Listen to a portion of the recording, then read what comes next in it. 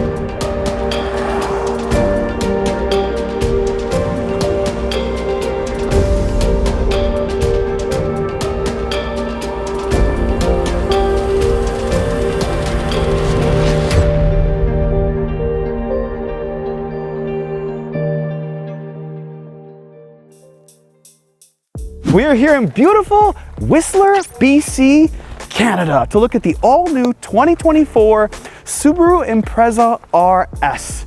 Now, the RS was launched back in 1998. It's the blue thing with the cool hood scoop, 2 doors, gold wheels, all-wheel drive, manual transmission. Now, for those that know that car, that had the heaviest clutch on the planet. Today, in 2024, they're bringing it back with a 2.5-liter boxer motor, no manual transmission, no 2 doors, automatic CVT. Is it cool? We'll find out. In the 2024 Subaru Impreza RS with a 2.5-liter naturally aspirated that makes 182 horsepower and 178 pound-feet of torque. Foot to the ground, create power, and go. Okay. Come on, Subaru. We're almost there, 9.01. Wowzers, we gotta try that again. Come on, 9? We can get faster than that, can't we? Come on, Subaru, we can get faster. Let's go in S. Foot to the ground, let's create some power and go. Okay, this seems better. Come on, Subaru. Come on, Subaru. 8.75. I honestly figured it was in the 8s. That's okay, not bad. Feels faster than that when I'm driving, when I'm rolling through the hills, the winds. I feel like it has more power, more oomph, more speed. Yeah. So let's get into pricing. There are 4 different trim levels right here in Canada, starting with the convenience at $26,795. Next up, you have the touring at $29,995. Then this, the RS at $31,795. Now, the RS is the first or the basic or the bottom of the line version you need to buy if you want to get the upgraded engine.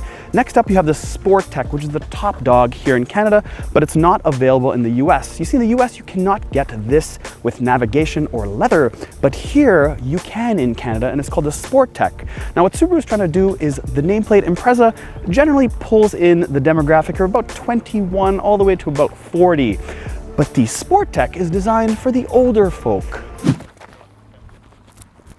To the front of the all-new Subaru Impreza RS. So let's start off with these headlights. They have something called steering response LEDs. What I like to call is adaptive headlights. You see, when you turn, the headlights move left and right. They are full LEDs, including this C-shaped design DRLs. They also have high beam assist. What other LED stuff do we have? Well, foggy lights over there are LEDs. Now you have a lot of black trim. You have a black accent right there that is high gloss black, including this upper grille portion that meets together at the larger Subaru emblem. And moving down from there, you've got this frameless grille with this triangular pattern. You also have this sort of durable plastic that I've seen in other Subarus. It gives it more versatility because that's what this Impreza is about. But let's move all the way up here to this wider, more bolstered hood to give it more of a wider, stronger stance. But let's not forget about this, Subaru's iconic or patented eyesight. Now it has a wider camera that detects motorcycles and pedestrians, so when you're puttering away, you don't really have to pay attention to the road. Or do you? You do, but Subaru now has something called a driver monitoring system. So when you're driving your Impreza, if you fall asleep or you're not focused on the road, it will alert you and tell you to wake up. Now to the side, I'd like to tell you that you get 6 different colors in your Subaru Impreza. 2 new ones, including this. This is called Pure Red. Yep, you got it. Now as far as wheels go, you can get 16s, 2 types of 17s, and these are 18-inch wheels. You also have active torque vectoring that is done through braking. So if you're going around a corner, guess what happens? They brake the inside wheels and put more power on the outside wheels, theoretically. Of course, you have Subaru's patented symmetrical all-wheel drive that's been around for about 50 years. Crazy. Nonetheless, this is the RS version, so you get this RS badging, and then you have these black mirror caps. But check this out. On the bottom here, you have a lower side skirt that's only available in an RS, and it is black. Now check out these door handles. They are painted, but they have 2 lines on the front, and that is because it does have, it locks. And then when I walk up to the car, I put my hand here, it unlocks. Cool.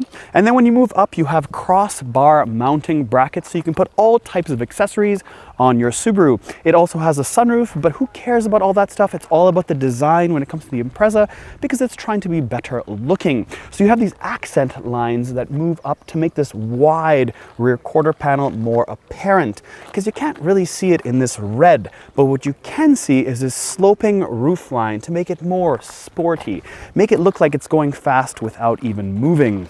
So to the back of the Impreza, let's start off with the shark fin right up top. That's obviously where your satellite radio is, your AM and then FM. But look at this. This is a cool little touch. They've got an upper black spoiler in metallic black. Now check this out here. This is a pretty basic third brake light. It is standard, but you would think that in 2023 they'd sort of integrate a nice clean LED. Anyways, price point, Mike, price point. Now you've got the sloping rear tailgate. You've got this crab rear lights that are LEDs. You've got the Impreza badge, the RS, and of course Subaru with their symmetrical all-wheel drive. You do have a rear camera, and then of course the 2 reflectors on either side of this bumper. You'll notice it looks really wide from the back because these rear quarters, it widens the car. It makes it appear a lot bigger than it actually is. And you'll also notice from the back that it has no exhaust pipes, which is crazy considering the heritage of the RS. Now the RS was like the precursor of the actual WRX when it came out. So you're bringing the RS badge out. Where are the exhausts? I get this rear lower valence, but man, no exhausts, no exciting.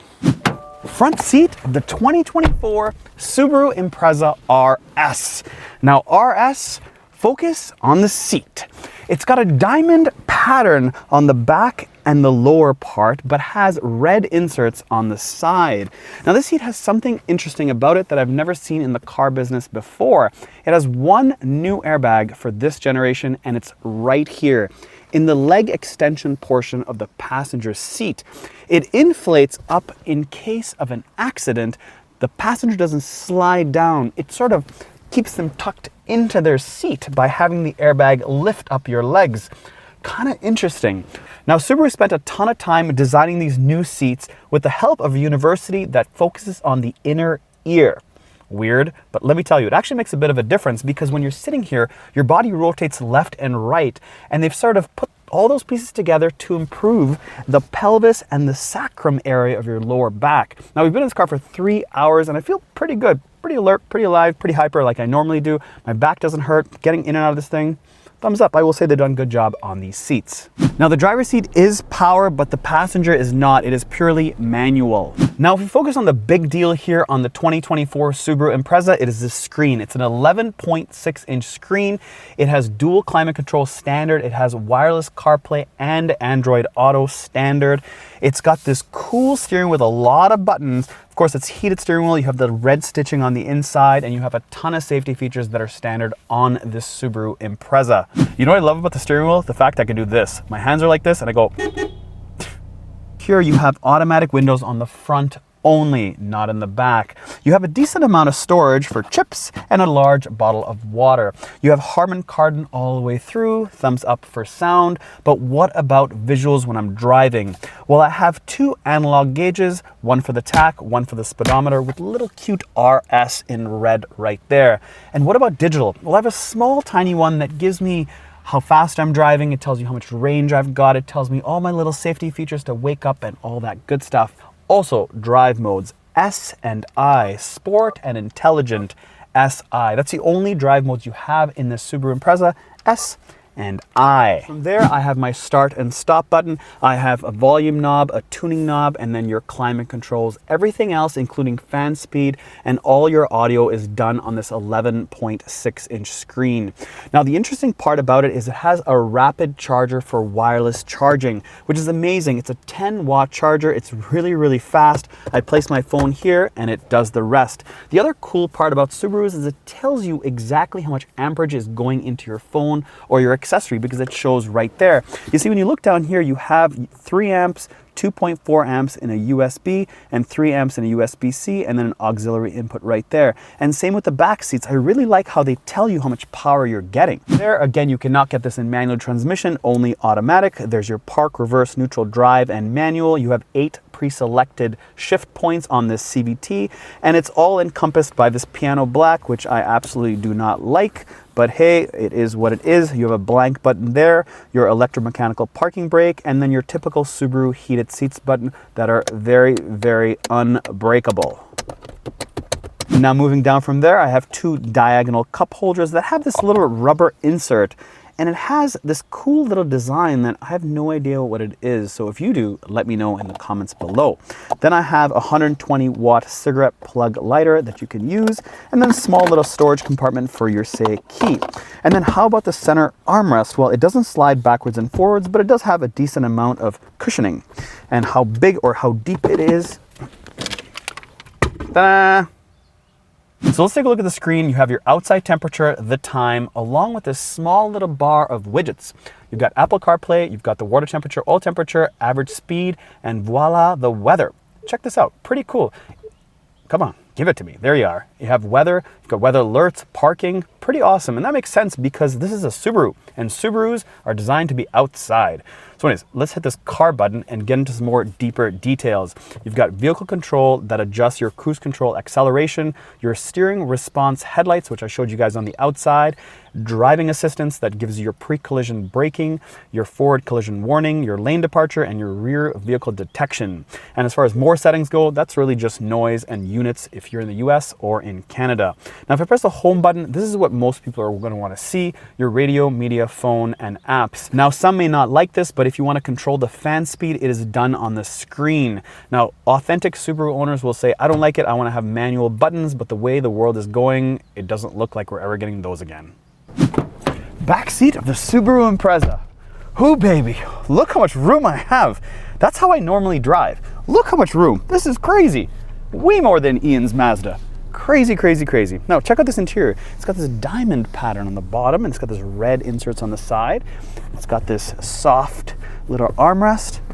But the most apparent piece is the design on the outside has this sloped design, yet I have a lot of headroom. 5'9" and someone 6'3" could easily fit. Now, obviously, this is a big car, so in my mind is telling me I need to have vents, but nothing in this class does. So, hey, thumbs up. Now let's see how much room we have inside the Subaru Impreza. A good amount of space. Now this is all the stuff we travel with, so that shows you how much room this has. It also has these little tiny tidbits. So here's the first one. Voila, check this out. That's a mountainous terrain in an Easter egg. It also has this tonneau cover that I pull back to hide all the goodies so thieves can't see them. The other thing it does have is it does have storage on the left and right. You see this? For the cup holder, and here for a little snack when you're sitting on the back of the tailgate of your Subaru. So if you're wondering what that is, this is a belt for the middle seat. Now, how about putting the seats down? Well, I can pull this little handle up and I can push it down, and on that side I can pull that little handle up and I can push it down, and voila, that is how much room you have. And of course this comes off very, very easily.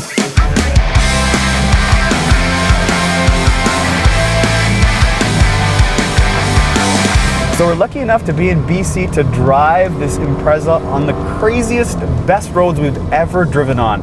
I will tell you that the Subaru Impreza drives really well. It's 10% stiffer than its last generation. The brakes are on point. When I hit it, we brake properly. Good brakes. Steering is all new. It's got a dual pinion setup. It's electronic. It's very light on my hands. I'm just like lightly touching and it's turning. It does have torque vectoring in the back, so it's keeping me on point. It's good, it's good. It doesn't have a ton of power, but I don't feel like I really need it. Everything in my mind's like it should have 200 horsepower at least, but it doesn't. It has 182, but it's okay. It's okay. The other thing is that people that buy these things aren't exactly racers. They're more about stability and safety, and that's what this gives me that impression of when I drive it. It doesn't actually have a ton of body roll. It's very soft, which is kind of weird because when cars are soft, they're usually like very mushy around corners, but this feels very planted because it doesn't have any sort of crazy suspension changes. It's just regular suspension. They've managed to do a really good job with making me feel planted. Now, an area Subaru is focused on is the vibration in the vehicle as a driver, and their focus is really on the CVT. Now, when I think CVT, I'm like lackluster, doesn't feel exciting to drive, and it's good. I think it's fair. I think fair is the best word to use it, but the focus is vibration, and it doesn't vibrate. It's smooth, it's quiet, except for the tire noise on these 18s. So if you got the 17s, it'd be a little bit quieter in here, but there's no real like feedback other than the tire noise in terms of like vibration and, you know, like annoyances, I guess, if that means anything. It feels, I wouldn't say luxurious, it just doesn't feel droning. Like vehicles sometimes feel droning. You hear like a lot of wind noise. I don't hear much wind noise. The steering doesn't give you any sort of vibration back. It's like my hands are on it and it doesn't vibrate. It's solid. So here are the safety features of the 2024 Subaru Impreza. So grab your notebook and get to writing. First things first is this eyesight. It's a little camera that looks out into the world. If it knows you're going to hit something, it sends a signal to the electric brake booster to get it ready, so when your foot hits that brake pedal, it works right away. Secondly is automatic or emergency steering. It'll actually steer for you to get out of the way of hitting something. That's pretty cool. Then you have lane departure prevention, so when you're getting out of the lane, it'll push you back in. Then you have lane entering assist, which is keeping you in your lane. Then you have adaptive cruise control, driver monitoring system, so it detects your face to see if you're looking at the road. And then you have obviously like blind spot and then cross traffic alert. That's pretty typical. It's standard in most cars today. But I do really like the getting out of the way, and I really do like the brake boosting part of this Subaru Impreza. Now, Subaru expects to sell most of their Imprezas in the RS trim, but here's my thing. It's not really an RS like how I remembered it. I also feel like in red, it just kind of looks bland. It either needs some blue or white to make it kind of like pop in my eyes. I do like all this black trim they've put around it. The world's changed, so obviously it doesn't sound like the old one. It's very quiet. Most of the time, I didn't even know this thing was on half the time we were filming it. We're like, is it running? Yes, it's running. So it's really, really quiet on the outside and on the inside. That I will say is quiet. So how does it compare against all its competitors? Well, forget everybody and think about lifestyle. If this is the first vehicle for your kid or for you, and you're under 30 or under 25, this is probably the choice for you because it's got everything. It checks all the boxes. It feels solid. It's got that weight behind it. It's priced very well. It looks decent. It's got some sporty features to it on the outside, and on the inside, it's got everything you need: wireless CarPlay, dual climate control, obviously you have a sunroof, these cool seats, cool pedals, all that stuff vibes. The Mazda feels like it'd be sportier. The Civic has cooler, cleaner lines. The Corolla, well, I'm not the biggest fan. The Subaru is unique, different. You have a lifestyle behind it. You've got great all-wheel drive, and you have a vehicle that's built in Japan, just like the Mazda. So all in all, pretty happy with it. Thank you to Subaru Canada for bringing us all the way here to beautiful Whistler, BC. Yeah, I feel good. I feel good behind the wheel of this Impreza. I wish it made more power, sounded better, and was